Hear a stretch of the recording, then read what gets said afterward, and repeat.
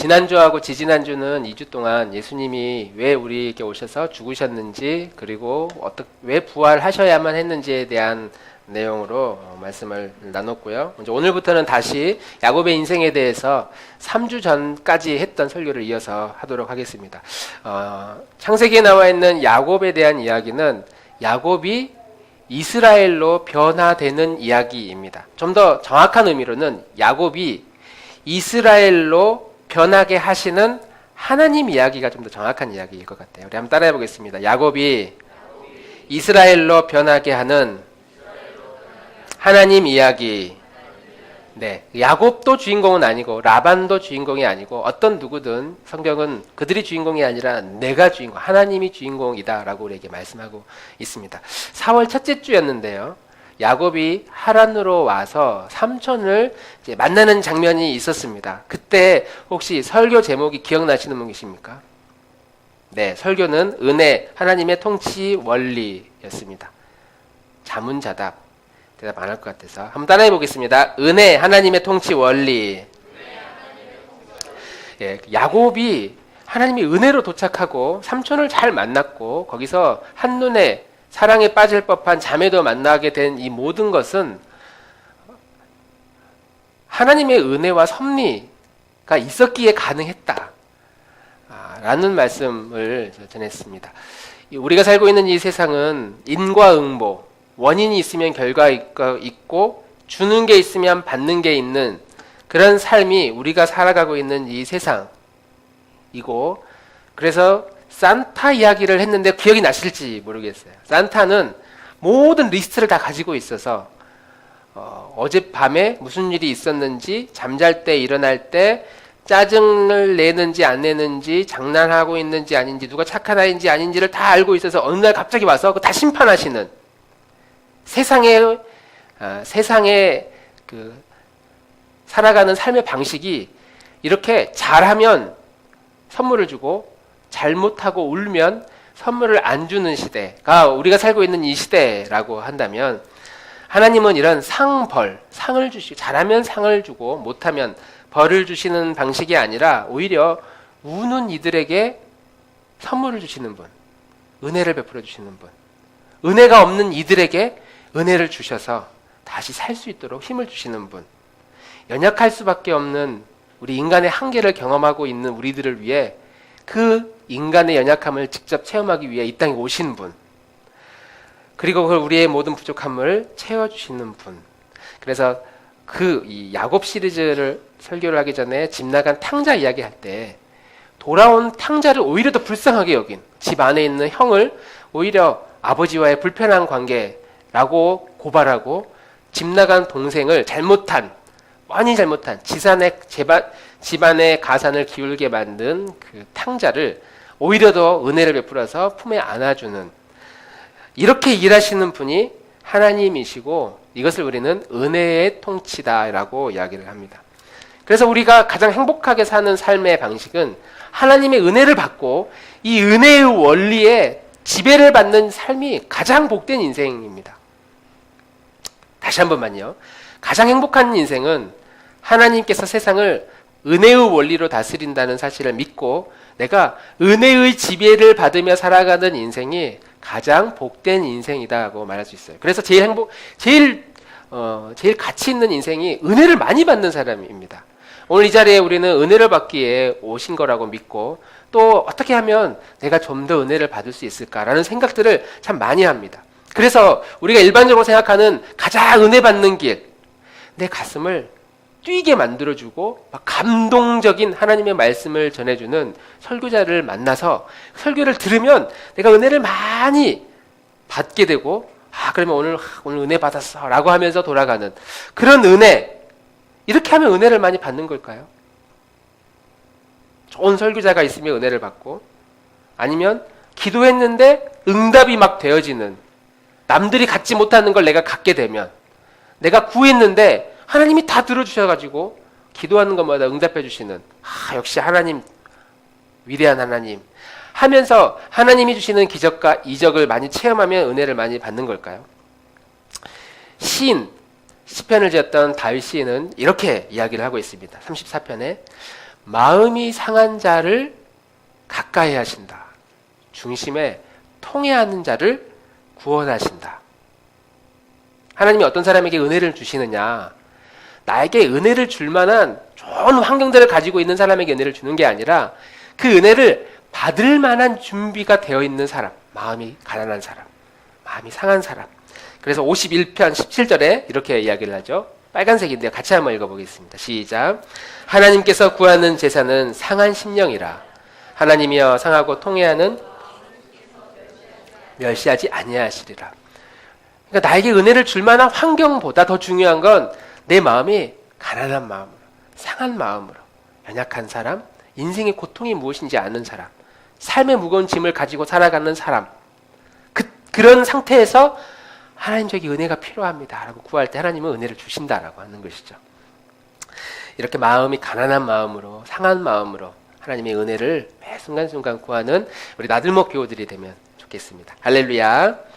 자, 오늘 이렇게 은혜의 지배를 받고 있는, 은혜의 통치를 받고 있는 이 야곱과 또 그의 이야기들을 계속 해 보도록 하겠습니다. 자, 오늘 우리가 읽은 이 본문은요, 이제 야곱이 라반의 집에 들어갔습니다. 그리고 7년 동안 라헬을 위해서 열심히 준비하고 일을 해줬는데 결혼하는 첫날 밤에 보니까 레아를 만났고, 그래서 다시 7년도 약조를 내서 라헬을 얻습니다. 언니 라헬을 얻습니다.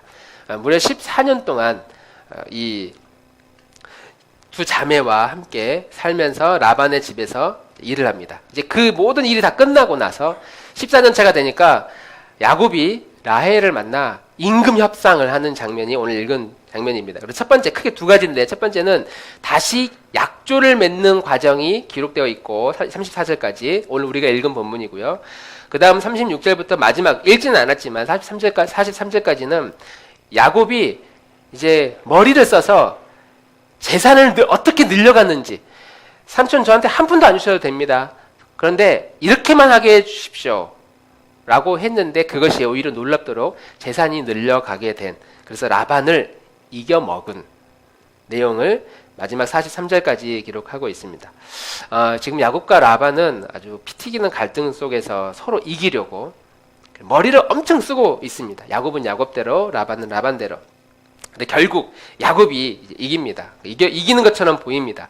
그래서 오늘 우리가 생각해 보고 싶은 건 크게 세 가지인데, 야곱이 어떻게 일을 했는지, 얼마나 머리를 굴렸는지 그거와 라반이 지지 않기 위해 얼마나 야곱을 괴롭혔는지, 야곱의 일하는 스타일, 일하는 방식, 그리고 이 야곱과 라반을 통해서 하나님이 어떻게 일을 하시는지에 대한, 하나님의 일하시는 방식에 대해서 함께 말씀을 나누려고 합니다. 자, 야곱과 라반이 일을 하는데 태도가, 이 성향이 굉장히 비슷하면서 굉장히 다른 성향의 사람입니다.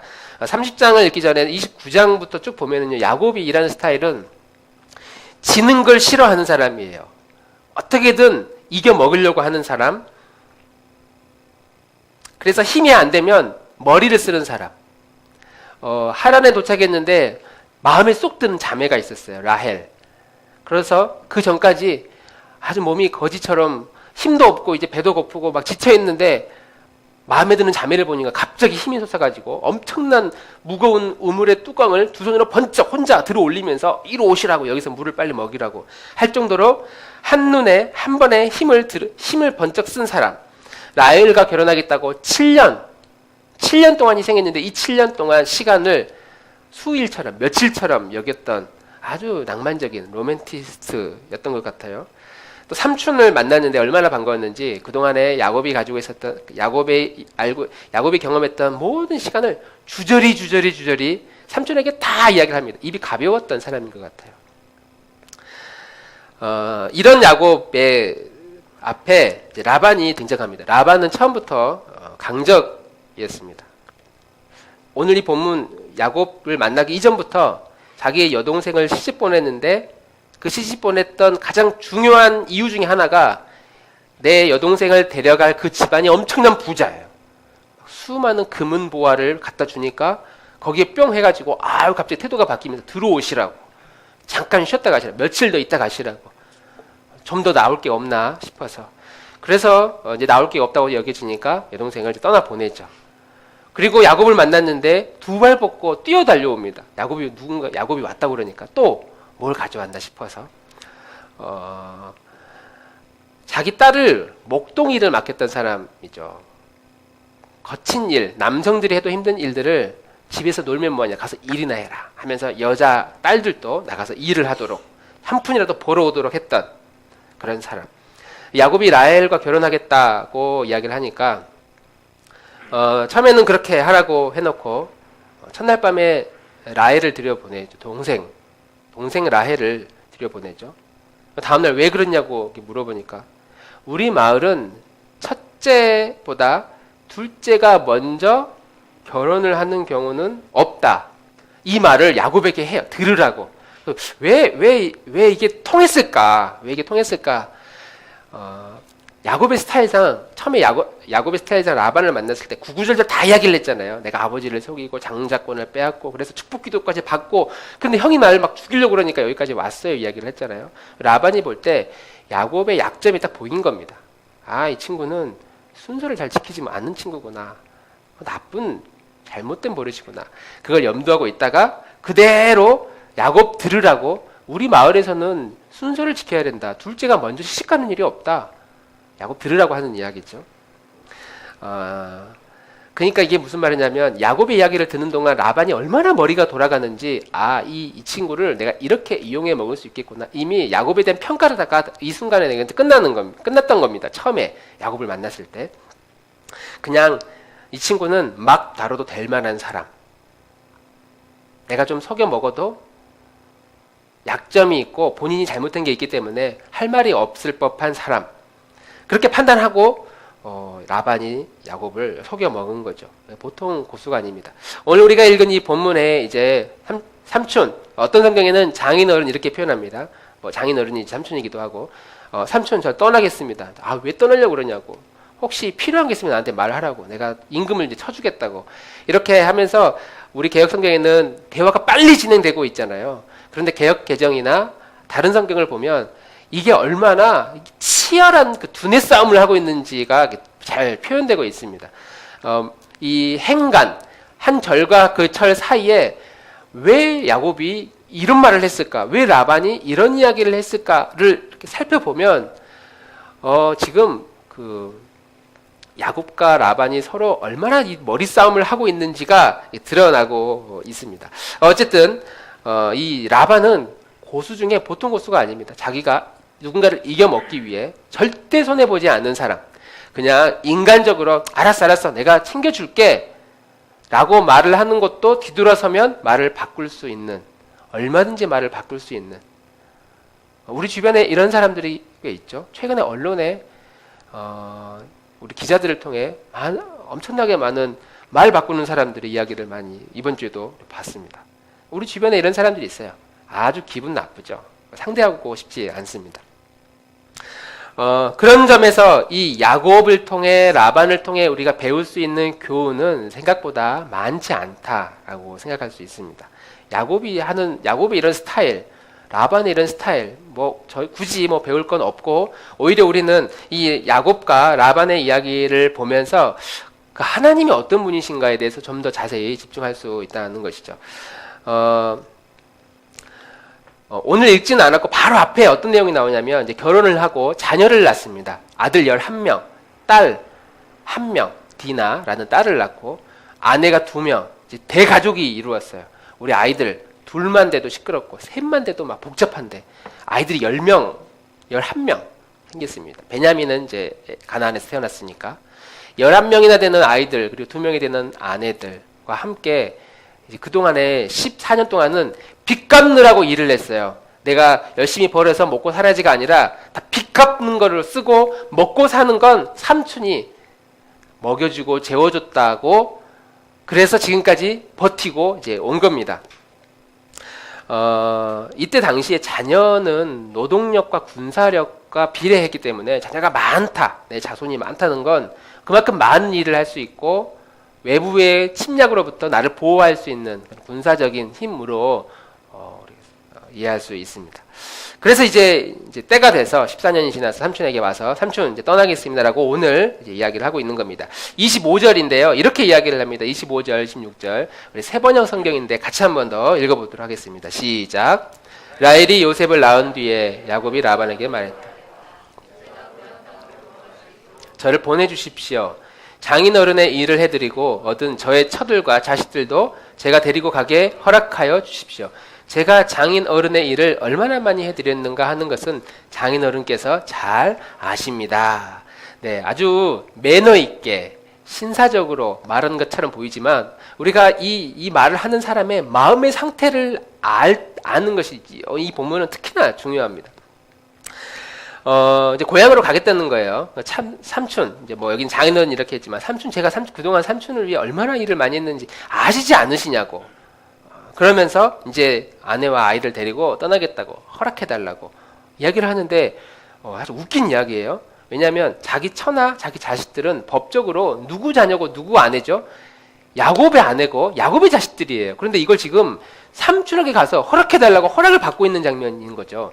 14년 법적인 모든 의무도 끝났어요. 이제 조약이 끝났습니다. 그런데 이미 출가한 자기 딸과 자기 손자들을 마치 야곱이 내가 허락해줘야만 보낼 수 있는 것처럼 야곱은 부탁을 하는 거예요. 이 상황이 무슨 상황이냐면 그동안에 법적으로는 남편이 야곱의 아내가 2명이고 또 다 야곱의 아이들이지만 그러나 현실적으로 모든 권한은 라반에게 있었다는 거예요. 하나도 권한을 주지 않고 14년 동안 일을 했는데도 아무런 역할을 주지 않고 너의 아내는 너 아내가 아니라 내 딸이야. 너희 손자들은 내 손자야.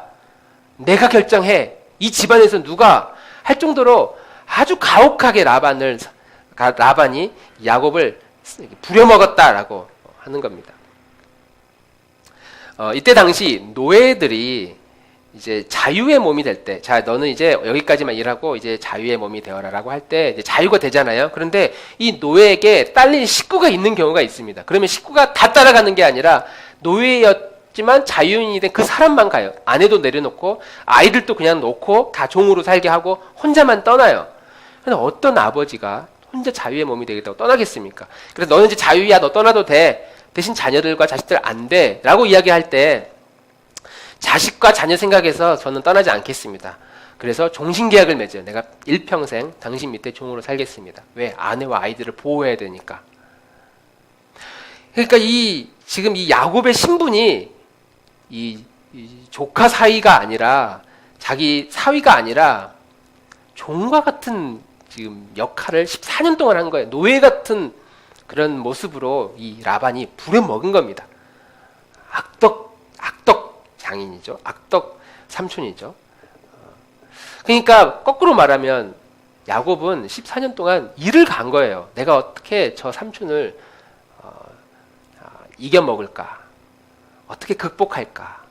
내가 언젠가 14년 약속 다 지킨 다음에 떠날 때 내가 어떻게 떠날까? 온갖 그 생각으로 지금까지 이런 악덕 장인은 없었다. 과연 장인인가? 삼촌인가? 막 그러면서 막 속이 부글부글 하면서 지금까지 버틴 겁니다.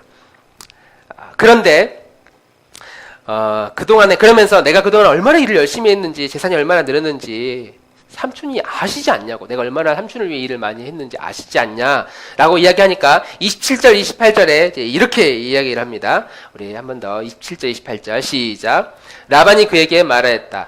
자네가 나를 좋아하면 여기에 머물러 있기를 바라네. 내가 점을 쳐보고서 알았네. 라반은 또 덧붙였다. 자네의 품삯은 자네가 정하는 그대로 주겠네. 내가 그동안 얼마나 열심히 일했는지 삼촌이 잘 아시지 않습니까? 이렇게 이야기를 하니까 이 삼촌이 뭐라고 이야기해? 맞다. 내가 너를 보니까 너 정말 얼마나 일을 잘하는지 너 대단하더라. 이 목축을 하는데 이 재산이 너 때문에 너 굉장히 많이 늘어났다. 이렇게 이야기를 하면서 그런데 내가 점을 쳐봤다. 점을. 우리 개역성경에는 점 쳤다는 표현이 안 나오는데 원문에는 이런 방식의 이런 표현들이 나옵니다. 내가 점을 쳐보니까 너가 열심히 일한 게 아니라 너가 믿는 그 신이 너한테 복을 굉장히 많이 줬더라. 너가 신을 잘 만난 거더라. 너 여호와라는 신을 믿지. 라반은 지금 불신자입니다. 여호와가 누군지 몰라요. 그런데 너를 보니까 너가 믿는 그 여호와가 너를 복 주시더만. 그래서 너가 일하는 것마다 그렇게 잘 됐던 거야. 내가 점을 쳐보니까 그걸 알게 됐더라. 야곱을 비꼬는 거죠. 야곱은 열심히 일했다고 그랬는데 너 열심히 뭐 하기도 했지만 너 신이 너한테 잘해준 거 아니냐. 이때 당시에 신을 믿는 그 시대에 그 풍습이 있었잖아요. 너가 믿는 그 신이 너를 축복해 준 것 같다라고 하면서 야곱의 열심을 깎아 내립니다. 그러면서 좋아. 그러면 나는 그래도 난 너가 여기 있었으면 좋겠다. 내가 품값을 정하면 내가 그대로 주겠다라고 해서 야곱을 떠나지 않게끔 잡으려고 하는 것이죠. 내가 너에게 보상해 주겠다. 그러면 라반이 야곱에게 제안을 했잖아요. 라반이 야곱에게 야 얼마 주면 돼 이렇게 제안을 했잖아요. 그러면 야곱이 해야 될 말은 뭐냐면 이제 임금 협상에 들어갔으니까 연봉 5천이 평균이다. 그러면 그동안에 내가 수고한 것도 있고 앞으로 내가 먹고 살려면 자식도 많으니까 연봉 5천이 아니라 연봉 1억 먼저 일단은 지른 다음에 그 다음에 조금씩 양보한 척 하면서 5천까지 맞추는 게 이 연봉 협상의 이게 룰 아닌가요? 네, 보통 그렇게 하지 않나요? 물론, 뭐 얼토당토 않게 1억 주겠습니다. 뭐 1억? 그래, 너 나가. 이렇게 할 수도 있지만, 보통은 협상을 할 때 높게 부른 다음에, 어쩔 수 없이 그러면 이것까지 해서 평균을 맞추는데, 야곱은 그런 식의 방식을 선택하지 않아요. 얼마 주면 돼? 삼촌, 한 1억이나 1억 5천 정도는 돼야 될 것 같습니다. 내가 3년 정도 하고, 그러면 재산도 더 늘어날 테니까 이렇게 하겠다. 라고 하는데 야곱은 라반의 스타일을 이제 나은 거예요. 14년 일하고 나니까 지금 연봉 주겠다고 약속했는데 저 절대 믿을 수 없다고 야곱은 알아요. 얼마나 또 뻥을 칠 거냐. 나중에 어떤 트집을 잡아가지고 다 저 계약 다 취소할지를 잘 알고 있는 사람이었습니다. 다 알았습니다. 그래서 협상을 그런 식으로 하지 않고 다른 방식으로 해요. 29절, 30절 이렇게 이야기합니다. 다시 시작. 야곱이 그에게 말하였다. 제가 장인 어른의 일을 어떻게 해드리고 장인 어른의 가축대를 얼마나 잘 보살폈는지는 장인 어른께서 잘 아십니다. 제가 여기 오기 전에는 이제 때가 크게 불어났습니다. 주님께서는 제가 하는 수고를 보시고서 장인 어른에게 복을 주셨습니다. 그러나 이제는 제가 저의 살림을 챙겨야 될 때가 되었다고 봅니다. 라반이 야곱을 살짝 깎아내리니까 야 너 신이 너한테 복을 주셨다. 깎아내린 야곱이 답하는 겁니다. 아니 삼촌, 제가 삼촌을 위해 얼마나 열심히 일했는지 아시지 않냐고. 얼마나 노력했는지 아시지 않냐고. 내가 오기 전만 해도 삼촌의 재산은 별거 아니었는데 내가 온 다음에 크게 늘어났다. 이게 뭐냐? 그 신이 나한테 복을 주셨지만 내가 하는 수고를 보고서 내가 얼마나 열심히 했는지를 보고 복을 주셨다. 그만큼 하나님께 지금 하나님 잘 만났다라고 하는데 내가 열심히 했으니까 하나님 복을 주셨지 않았냐고, 알지 않냐고 하면서 지금 다시 한번 자기 몸값을 키우는 겁니다. 협상을 하는 겁니다. 그러면서 돈 이야기는 안 꺼내요. 그러니 나는 언제 내 집을 세웁니까? 자기 집이 아닌 거죠, 지금. 나는 언제 내 살림을 챙깁니까? 지금 노예 같은 신분이었어요. 아내 둘도 내 아내가 아니라 아직까지는 그분, 라반, 내 딸이고 손자의 그런 분위기였습니다. 이제 그러니까 라반이 알았다. 짜증 섞인 표현으로 이제 31절에 이렇게 이야기합니다. 라반이 물었어요. 그러면 내가 자네에게 무엇을 주면 좋겠는가? 야곱이 대답합니다. 무엇을 달라는 것이 아닙니다. 실수를 쓰는 거죠. 다만 저에게 한 가지 일만 허락해 주시면 제가 장인어른의 가축대를 계속 먹이고 돌보겠습니다. 하면서 오늘 제가 장인어른의 가축대 사이로 두루 다니면서 모든 양떼 중에 얼룩진 것, 점 있는 것, 모든 검은 새끼 양을 가려내고 염소도 마찬가지로 가려낼 터이니 그것을 저에게 싹으로 주십시오. 근데 만약에 양떼가 한 10만 마리가 있었는데 이 점 있고 얼룩지고 검은 이 양들이 10만 마리 중에 한 8만 마리였다. 그러면은 이제 한 대 맞을 분위기였죠. 근데 10만 마리가 아니라 100마리, 1000마리 아주 극소수밖에 안 되면 남는 장사거든요. 당시 목동이 일을 해서 얻어가는 그 소득은 한 10%에서 20% 정도 있다고. 양이 한 100마리에다 열심히 일해가지고 200이 늘었다. 그러면 200마리 중에 한 많으면 20마리 아니면 한 10마리 10%에서 20% 정도 가져가는 게 그때 당시 일반적인 싹시였다고 그래요. 그런데 지금 그것보다 훨씬 적은 극소수인 혹시 얼룩진 양 본 적 있으십니까? 이스라엘에 갔다 오신 분 중에 염소 중에 막 알록달록한 염소, 검은 염소는 많이 보셨죠. 흑염소, 몸에 좋은 그리고 하얀 염소나 하얀 양도 많이 봤죠. 우리나라에도 그렇고 뭐 이 당시 이스라엘 중동 지역에도 얼룩달룩한 양은 그렇게 많지 않은 겁니다. 그러니까 그냥 삼촌 저 그러면 많이 안 바래요. 최저시급만 주세요. 최저시급. 100마리 중에 10마리만 10만 마리 중에 저 10,000마리만 주세요. 남들 다 그렇게 받으니까. 그 안 줄 걸 뻔히 알았다는 거죠. 그럼 20만 마리, 20% 30% 주십시오. 그것도 약속을 안 지킬 걸 뻔히 알았어요. 그래서 14년 동안 칼을 갈아온 야곱이 이날을 위해서 결정적인 신의 한 수를 놓는 겁니다. 이것도 안 주면 사람도 아니다. 이 약속도 안 해주면 인간도 아니다. 몇 마리 되지도 않은 점 있는 거 뭐 이거 하겠다. 이거는 거부할 수 없을 정도의 제안을 하니까 라반이 딱 보고 머리 딱 돌아가니까 얘가 왜 이런 제안을 하지? 딱 보니까 몇 마리 되지도 않아. 손에 남는 장사거든요, 이게. 이 정도는 보내줘도 그동안에 충분히 재산 늘려놨으니까 됐다 하는 거죠. 그래서 딱 확인해보고 오케이 콜합니다. 그렇게 좋다. 가지고 가라. 그리고 심지어 야곱이 정기적으로 확인해서 만약에 삼촌의 양이 나에게 들어와 있으면 다 데려가시라고 정직하게 하겠다. 속이지 않겠다. 그동안 얼마나 속여 먹었으면 그렇겠습니까? 그래서 35절, 36절에 이렇게 이야기를 합니다. 같이 한번 읽어볼게요. 35절만 같이 읽어볼게요. 시작. 그러나 라반은 이렇게 말해놓고서도 바로 그날로 숫 염소 가운데서 줄무늬가 있는 것과 점이 있는 것을 가려내고 또 모든 암염소 가운데서 흰 바탕에 얼룩이 진 것과 점이 있는 것과 모든 검은 새끼 양을 가려내어 자기의 아들들에게 주었다. 그러니까 라반은 아주 나쁜 사람이에요. 지금 줄 만큼 줘야지. 14년 동안 일했으면 좀 뭔가 챙겨줘야 되잖아요.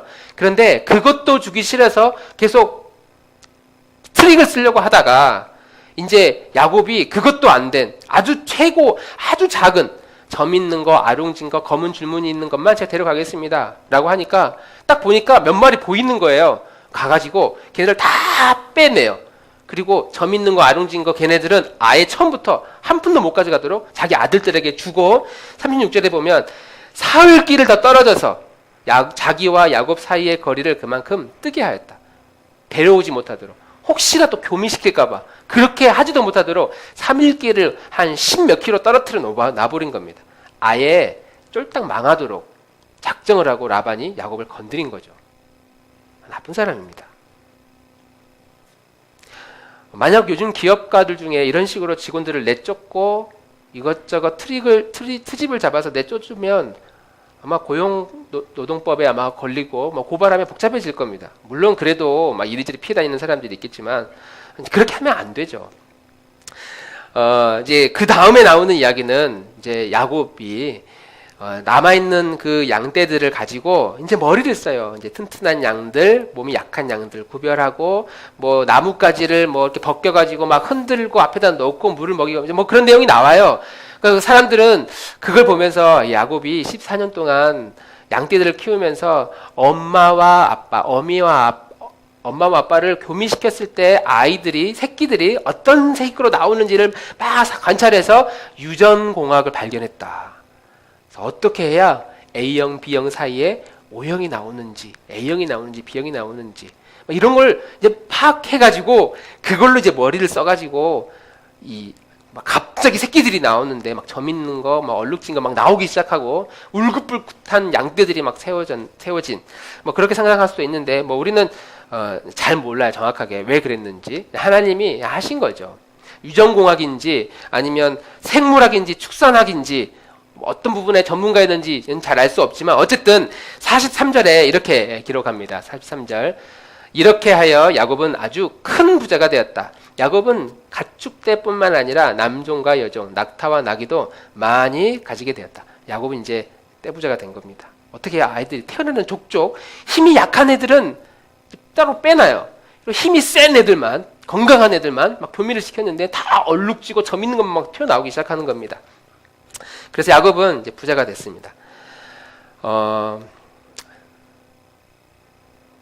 모든 생명의 주인이 하나님이시기 때문에 야곱이 어떤 방법으로 나무를 막 흔들고 하얀 가지가 드러나도록 벗겨가지고 놓고, 이런 행위가 구체적으로 어떤 행위인지 우리는 몰라요. 알 수 없습니다.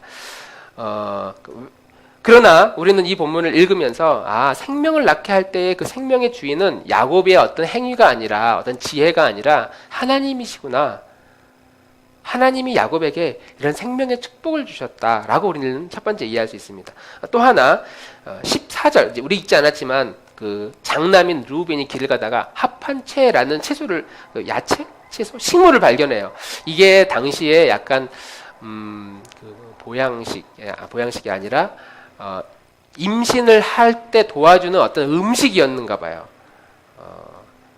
정력제는 아닌데 좀 그걸 가까이 하고 있으면 임신이 빨리 되게 하는 그런 식물이었는가 봐요.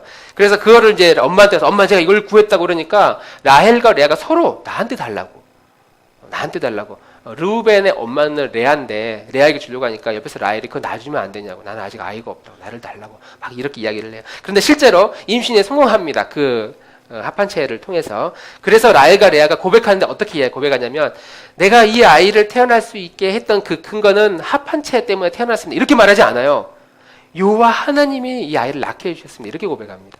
그러니까 생명이 태어난 것에 대한 모든 주인은 어떤 도구나 행위, 이런 노력 가능하겠지만 하나님이 주인이시다라는 고백을 하고 있는 거죠.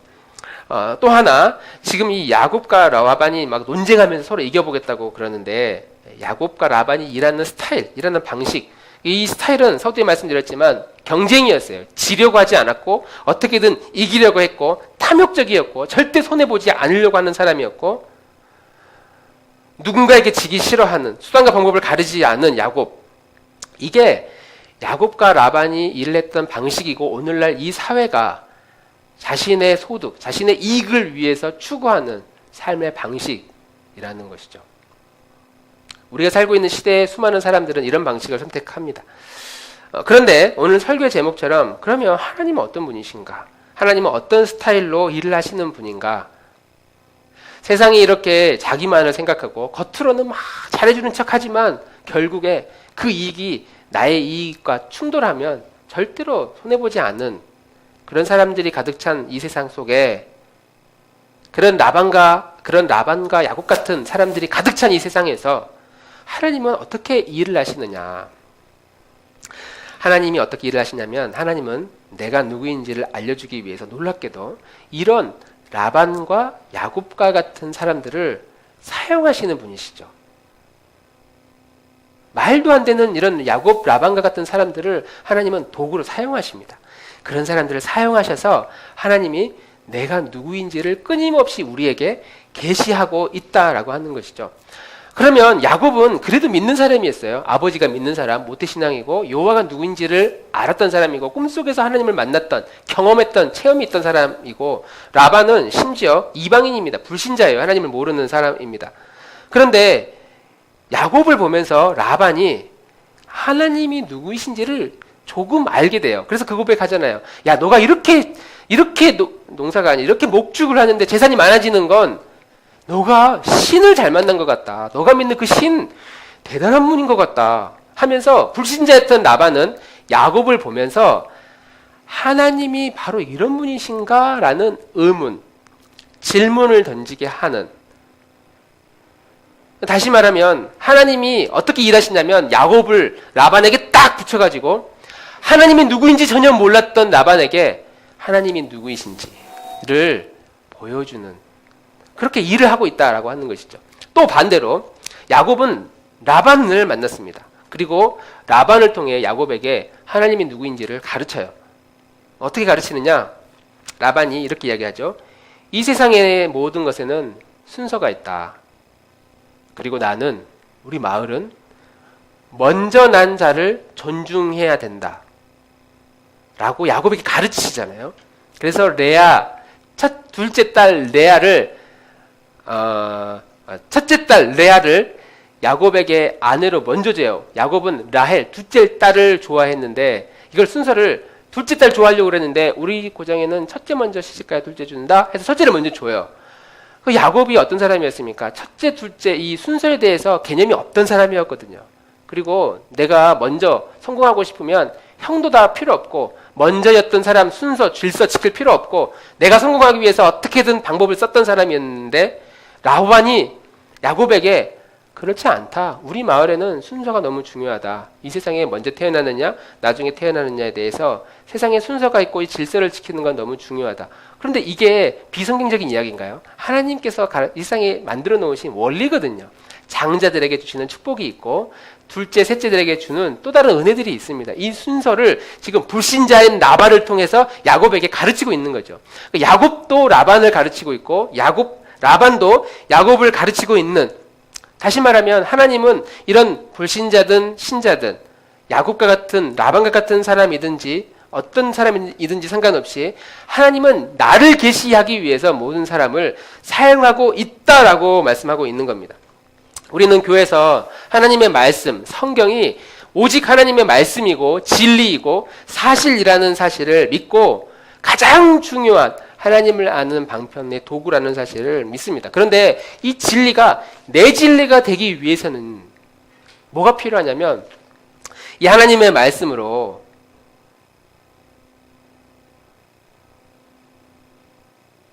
할렐루야, 하나님의 말씀으로 살아내는 삶의 현장이 있어야 된다는 겁니다.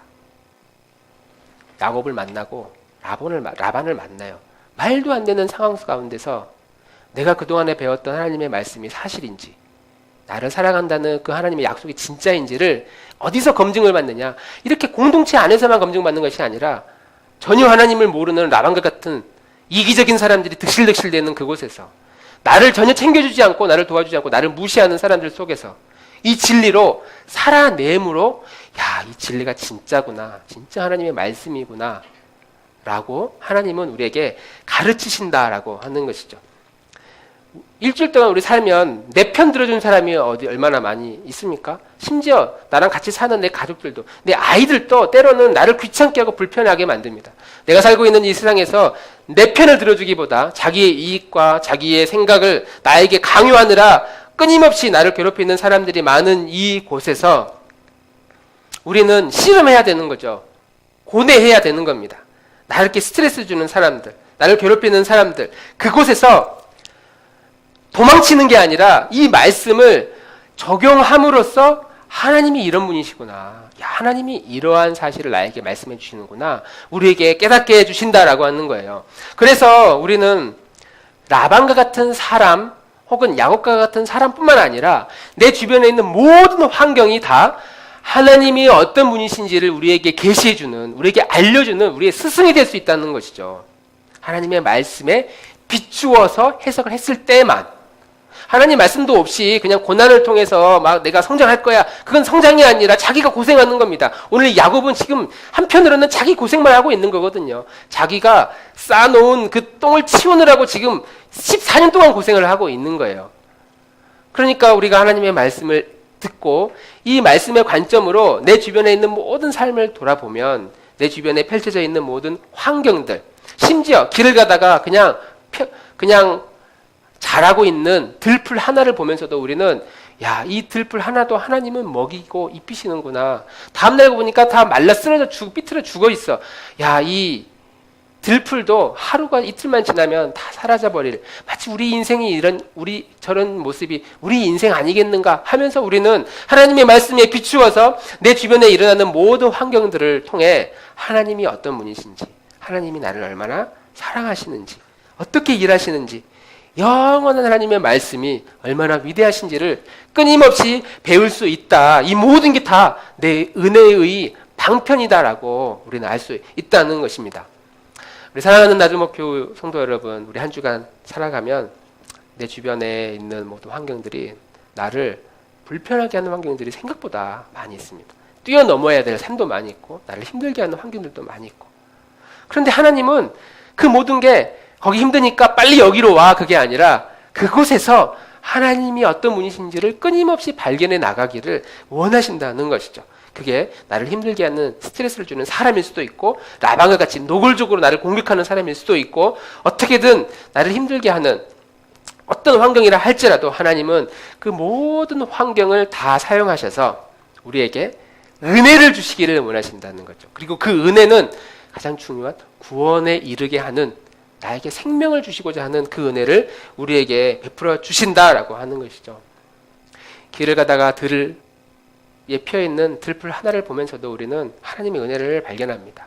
나를 달달 볶는, 괴롭히는 내 아이들을 보면서도 우리는 하나님의 은혜가 얼마나 크신지를, 하나님이 어떻게 일하시는지를 발견할 수 있고요.